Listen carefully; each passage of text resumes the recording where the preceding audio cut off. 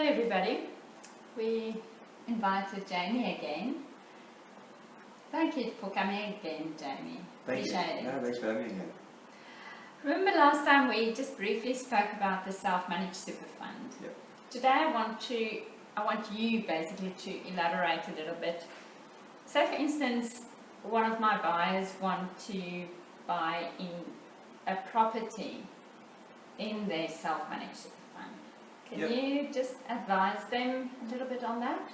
Yeah, I mean, there's two ways generally through self-managed super that a client can buy property. So if they've got enough money in their superannuation, they can buy the property outright, meaning that they wouldn't need a loan over the property. And if they didn't have enough to purchase the property, same as they could outside superannuation, they go to a bank or they go to a lending facility, they borrow money to buy the property, they put in some equity, and then they borrow from generally a bank to get enough to purchase the property, similar to what they would if the property was held outside superannuation. So when I talk about having enough money in superannuation, so with superannuation you can have up to 4 members in the superannuation. Okay, now they can't be an employee unless they're related to a member of the fund, but those 4 people can pool their money together to be able to buy a property. Oh, that's an advantage. Yeah, well, and the Australian Securities and Investment Commission suggests that even to set up a self-managed super, you should have, to make it efficient, you should have at least $200,000 in your self-managed super. So assuming you've got that amount of money and you've got the ability to service any loan, if you were to get a loan off the bank, the same as you would outside superannuation. So generally the rent from the property would go back into the super fund. Yes, of course. Your employer's generally putting in 9.5% superannuation contributions into your super fund. And as long as that can service the loan and meets all the bank requirements, generally most people can borrow to invest into property. Okay? So, and with property it can be, as I said in the last interview, they can be residential properties, like investment properties to rent out, or they could be commercial properties. Okay, that makes sense, but not industrial. Well, they can actually buy industrial if they want to. Oh, That's considered commercial property. A very common one we see is, you might get doctors or accountants. Yes. For example, they might all set up a self-managed super fund, buy the premise, and then they rent the premise back off themselves. Oh, that makes sense. Because it's considered a business real property. With an investment property, not a commercial property or a non-business real property, you can't buy it in a self-managed super fund and then rent it out to your relatives or go and stay it yourself. Okay, it's got to be a completely arm's length investment and completely different to business real premise. But you can invest into either.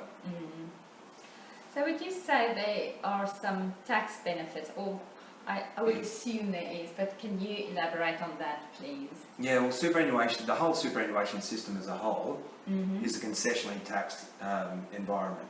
Okay, meaning that you pay less tax generally than what most people do outside on their investment income. Okay, so basically, as a simple rule, income over expenses and capital gains tax, generally you pay a maximum of 15% tax within the superannuation system. When you start a super pension, when you go into retirement and you want to actually start living off the income from it, generally it's a way that we can actually avoid paying any capital gains tax on any growth of that investment over the period that you've held it. Okay, so that's can be a substantial savings for most clients when they've held the property for quite a long time. And outside super, if they've held the property for more than 12 months, they generally pay 50% of that as a capital gain.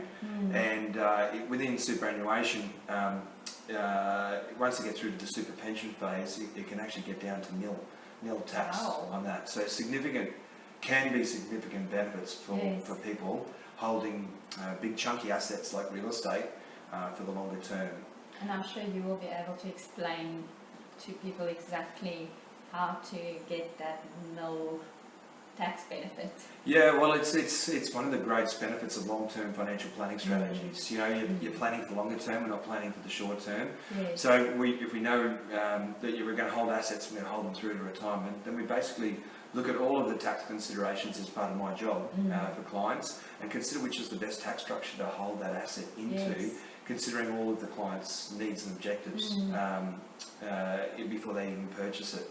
And another benefit of superannuation is there's other strategies we can adopt where they can actually get concessions getting money into superannuation, and their strategies that are very common through a lot of employers called salary sacrifice, where basically they pay less tax going into super, and that obviously they've accumulated more money in superannuation to then pay their loan payments. Yes. So they basically concessionally tax loan payments too when you use other strategies with them as well. So once again, another tax savings, more wealth in the client's pocket. Yes, that makes sense. Sounds very attractive. And what are the insurance considerations in the self-managed super fund? Yeah, so you do have to, as the trustee of the self-managed super fund, you do have to consider insurance for all the members, and it has to be documented in your investment strategy. Now that's something we help our clients with, and make sure we fine-tune that to their needs or the needs of the self-managed super fund. But it's basically considerations around: do you need life insurance? Do you need total and permanent disablement insurance? If a member is to die, is there any fallout within the self-managed super fund that could be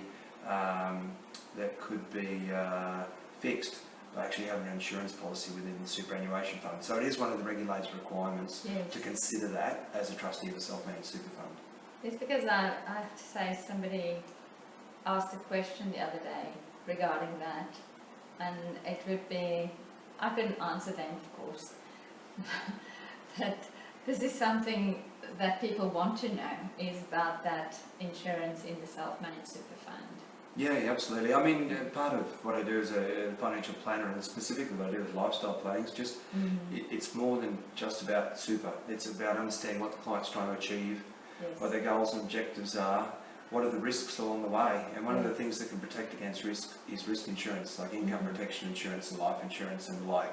So what we do is actually holistically look at the client's situation, what they're trying to achieve, and by when, and then basically put some strategic framework around that to help them achieve their goals. Yes, I think it's important to have somebody on board to sort of assist you in that.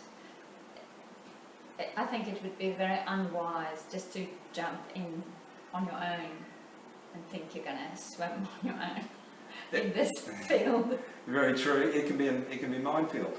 So we're there to hold the client's hand and make sure we can walk them through the minefield. Yes, and that's my whole point of bringing people on board like yourself, is I really want the buyers to be looked after. Don't want to just throw them out to the wolves. They need to be looked after, and they should know that when they buy something through me, I will refer them to the right people like yourselves, who they can trust, and just, as you say, take their hand and take them through to reach their goal. Yeah, so true. And most clients, they know what they want, but they actually don't know if they're on track to achieve it. Yes. So what we do with our financial mapping is just basically map out exactly all of their life circumstances, and you know, through the retirement age, making sure that they've actually got enough income to last until, you know, it's our life expectancy today is almost 90 years of age. Yes. So there's a lot of planning that goes into before you actually stop work, because we've actually got to accrue enough assets and wealth to create the income that we need for the style of retirement that we want. Thank you, Jamie. Appreciate it. No, thank you again. Thanks, guys, for listening. And if you want more information, just leave a comment below. Jamie or I will get back to you, or I can just send you Jamie's number. It's also, there's an article on my website that you can read.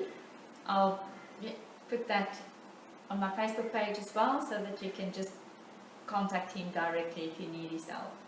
Thanks. Thank you very much. Bye. Thanks for having me.